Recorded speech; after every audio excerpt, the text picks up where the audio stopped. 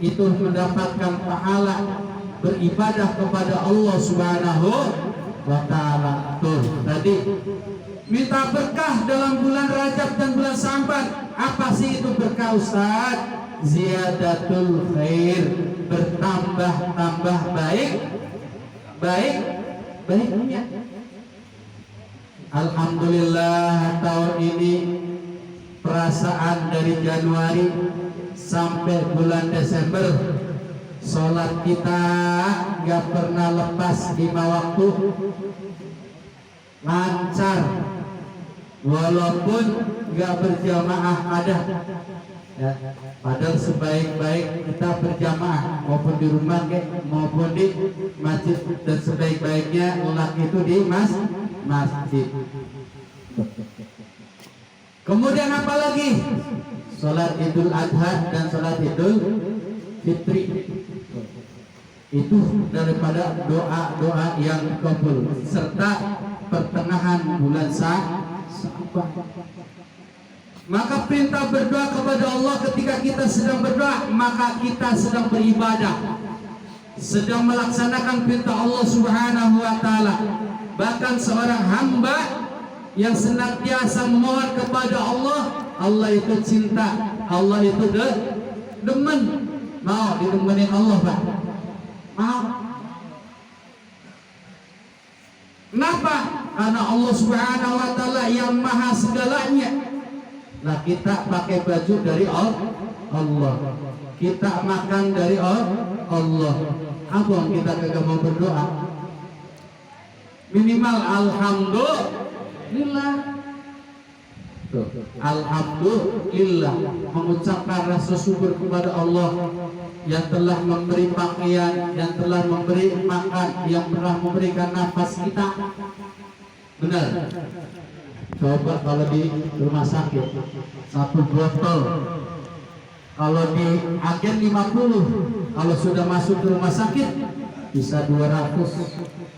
Sehari habis kali 30, berapa juta?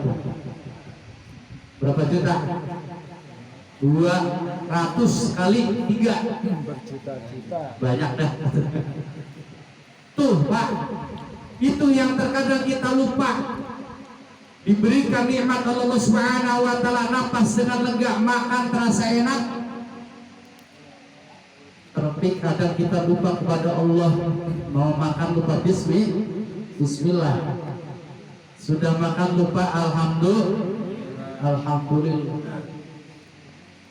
Jadi agar makanan kita menjadi berkah, ketika kita minum bismillahirrahmanirrahim, kemudian alhamdulillah. Disunahkan 3 kali. Bismillahirrahmanirrahim, alhamdulillah. Masuk lagi bismillahirrahmanirrahim, alhamdulillah. Maka minuman itu akan membawa daripada syafaat nanti di yaumil qiyamah untuk beribadah kepada Allah Subhanahu wa Ta'ala. Kenapa? Karena semuanya ini adalah akan nanti di yaumil qiyamah akan menjadi saksi. Minum yang kita minum akan menjadi saksi di hadapan Allah Subhanahu wa Ta'ala.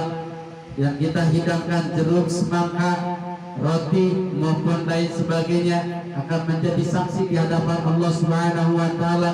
Tikar yang kita dudukin nanti di yaumil qiyamah akan menjadi saksi di hadapan Allah Subhanahu wa Ta'ala. Bahkan hari pun akan menjadi saksi di hadapan Allah Subhanahu wa Ta'ala. Ini tiap hari, Senin, Selasa, Rabu, Kamis, Jumat, Sabtu, dan Minggu, itu setiap hari itu menjadi saksi di hadapan Allah Subhanahu wa Ta'ala.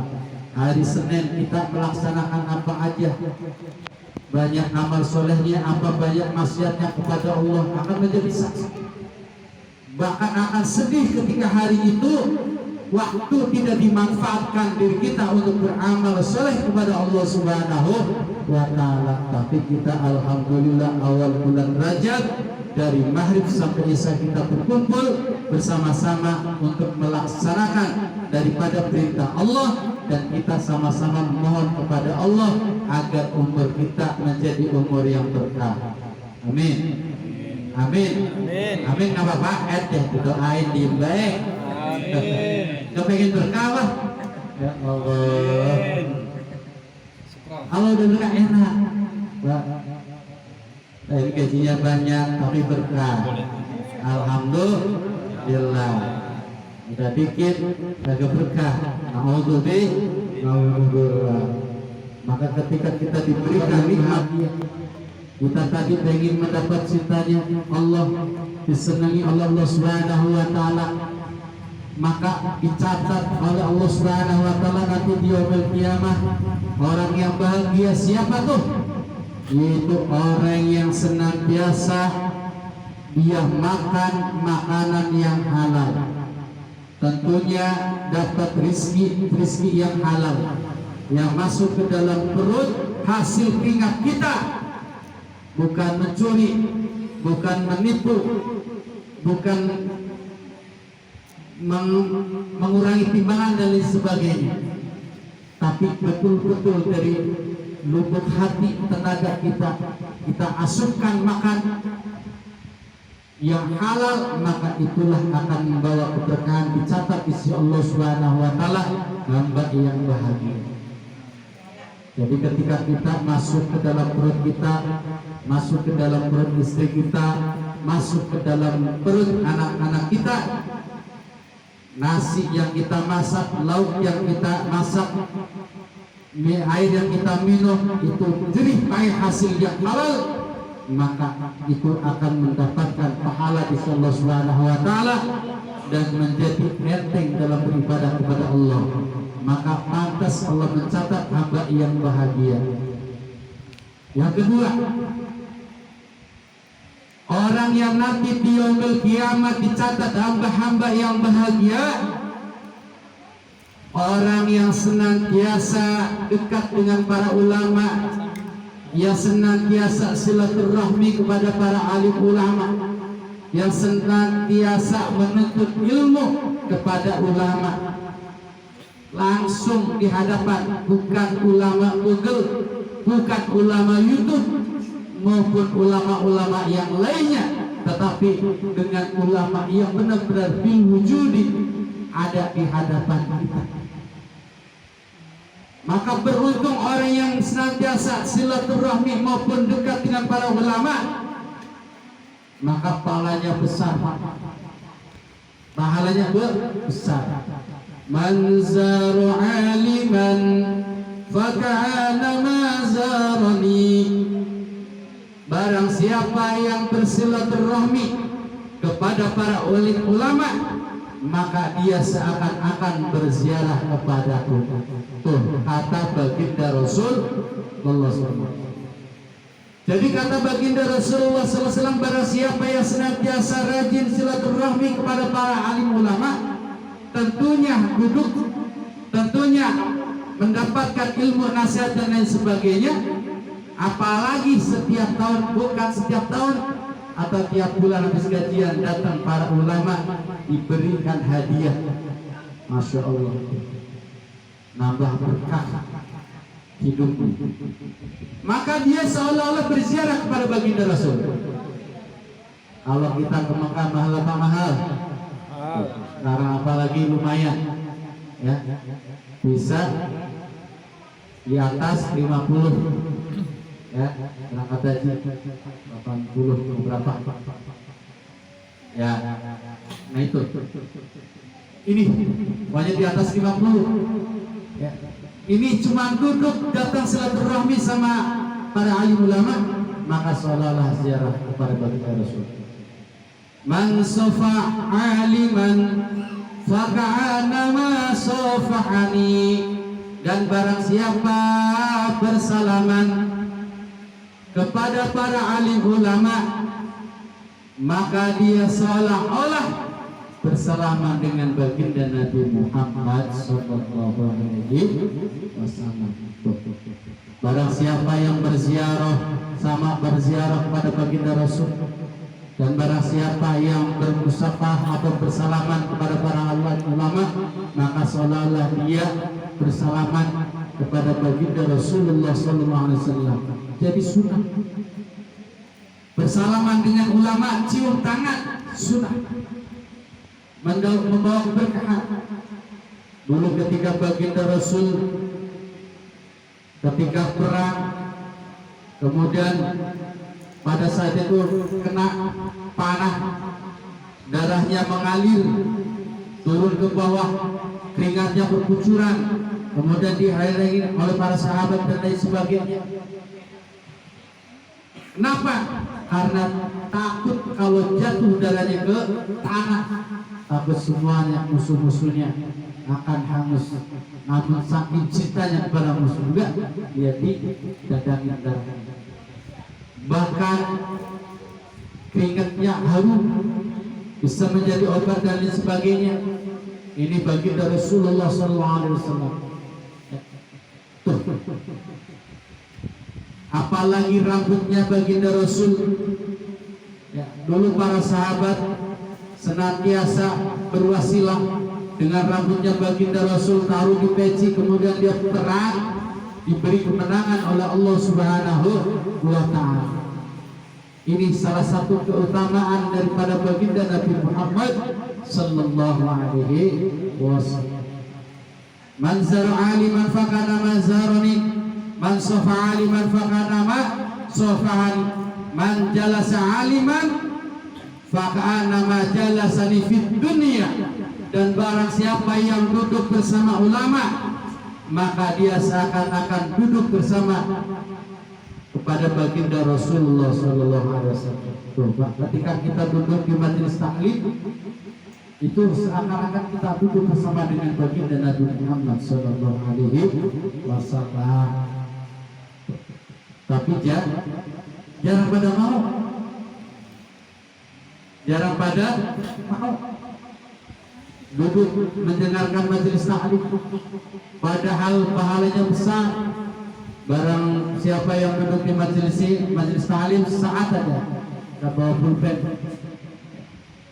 nggak bawa pena, dia pahalanya besar. Ada yang seperti sholat sunnah 1000 rakaat, ada yang pahala di riwayat-riwayat, ada yang seperti dia bersedekah 1000 kuda dan lain sebagainya. Itu majelis. Tapi banyak orang yang tidak mau dengan adanya majelis. Artinya Pak, dia tidak mau duduk bersama dengan baginda Rasul. Padahal dicatat oleh Allah Subhanahu wa Ta'ala, hamba yang bahagia yang senantiasa datang dan duduk bersama dengan para alim ulama. Dan barang siapa yang duduk bersama baginda Rasulullah SAW di alam dunia, ajlastuhu ma'i yaumil qiyamah, maka akan didudukkan oleh baginda Rasulullah SAW bersama beliau nanti di yaumil qiyamah. Nanti di yaumil qiyamah akan didudukkan oleh baginda Rasul bareng dengan baginda Rasul. Senang apa senang, Pak? Alhamdulillah. Tuh, keutamaan pantas dicatat oleh Allah Subhanahu wa Ta'ala orang yang bahagia, yaitu orang yang senantiasa dekat dengan Rasul, orang yang senantiasa duduk dengan di majelis ta'lim dengan para alim ulama. Dan yang ketiga, yaitu orang yang dicatat bahagia nanti di yaumil qiyamah oleh Allah Subhanahu wa Ta'ala, orang yang sholat 5 waktu berjamaah. Keutamaan sholat berjamaah. Kenapa? Karena sholat ini adalah penting yang langsung menurutnya baginda Rasulullah SAW dengan langsungnya bertemu dengan Allah Subhanahu wa Ta'ala di bulan Rajab, ya, mendapatkan sholat di bulan Rajab, maka keutamanya banyak. Sholat yang berjamaah mendapatkan 27 derajat, pantas. Ya, bagian kita bacanya kurang, tajwidnya kurang, fasenya kurang karena berjamaah, langsung diterima oleh Allah Subhanahu wa taala. Kadang lihat dari bacaannya, misalkan imamnya ada kekurangan dari segi jamaahnya, kalau kurang dari barisannya dan lain sebagainya, Allah terima. Sebagaimana kalau kita beli buah di pasar induk, kalau beli satu pak semuanya akan dibuka. Tapi kalau salah sendiri, bagikan kita beli jeruk per biji, dipilihin yang bagus-bagus. Yang bagus dapatnya satu doang kalau salah sendiri. Itu pun yang tahu syarat rukun sholat,